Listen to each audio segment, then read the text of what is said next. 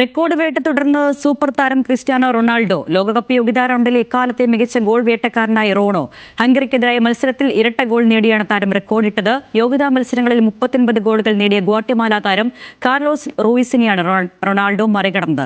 36 ഗോളുകളുമായി Argentine നായകൻ Lionel മെസ്സിയാണ് മൂന്നാം സ്ഥാനത്ത്.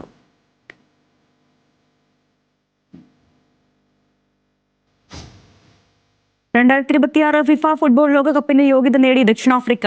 റുവാണ്ടയെ എതിരില്ലാത്ത 3 ഗോളിന് തോൽപ്പിച്ചാണ് ദക്ഷിണാഫ്രിക്ക ലോകകപ്പിലേക്ക് ടിക്കറ്റ് എടുത്തത്. 2010 ശേഷം ദക്ഷിണാഫ്രിക്ക ലോകകപ്പിലേക്ക് യോഗ്യത നേടിയിരുന്നില്ല.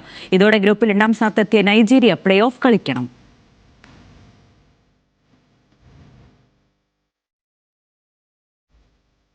ഓസ്ട്രേലിയക്കെതിരായ ഏകദിന 2020 പരമ്പരയ്ക്കായി ഇന്ത്യൻ ടീം ഇന്ന് യാത്ര തിരിക്കും.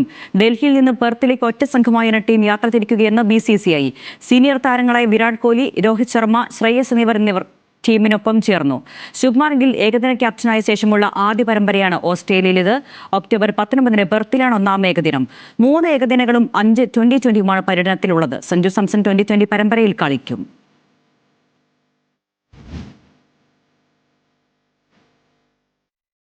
ഏഷ്യൻ കപ്പ് യോഗ്യതാ മത്സരത്തിൽ സിംഗപ്പൂരിനെതിരെ ഇന്ത്യക്ക് തോൽവി. ഇന്ത്യയെ 1-2 ഗോളിനാണ് സിംഗപ്പൂർ പരാജയപ്പെടുത്തിയത്. സിംഗപ്പൂരിനായി സോങ് ഉയ് യോങ് ഇരട്ട ഗോൾ നേടി. നിർണായക മത്സരത്തിൽ 1 ഗോളിന് മുന്നിൽ നിന്ന ശേഷമാണ് ഇന്ത്യയുടെ നിരാശാജനകമായ തോൽവി. ഇതോടെ ഇന്ത്യയുടെ ഏഷ്യ കപ്പിന് യോഗ്യതാ മോഹങ്ങൾക്ക് മങ്ങലേറ്റു. നിലവിൽ ഗ്രൂപ്പിൽ അവസാനക്കാരനായ ഇന്ത്യക്ക് ബംഗ്ലാദേശിനും ഹോങ്കോങ്ങിനുമെതിരെയാണ് ഇനിയുള്ള മത്സരങ്ങൾ.